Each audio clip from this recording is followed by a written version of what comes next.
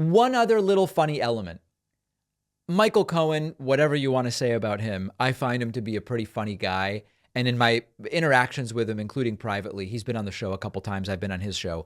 He's an all-around good guy, and he's genuinely very funny. He appeared yesterday on MSNBC with Ari Melber. He said, when asked what's going to happen with Trump here, he said Trump's going to fill his diaper. And he says it completely seriously. This is nothing other than a comedic interlude. Listen to people, we build knowledge. I can't speak to his mental, personal process, but he is going to learn in a different way through the primary experience. And he entertains the prospect that he could be convicted and he could lose his appeals and he could, at the end of that line, potentially, he's legally presumed innocent, he could end up in prison.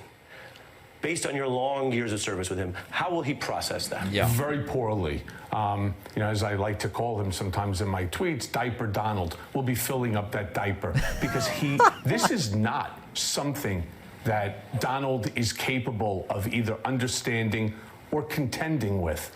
He, as you stated accurately, he believes he could control every situation. This is not a situation that he has any control over. Right. And that's making him sick to his stomach. Yeah, and I do think that that's a really interesting thing more generally with narcissists. And we've talked about this before.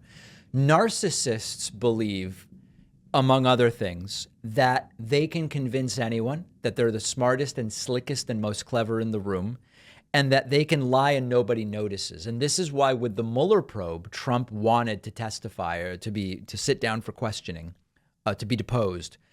And his lawyers didn't let him because Trump thinks, I'll just sit down with them. I'll be able to convince them that I'm telling the truth, that they won't know I'll be lying.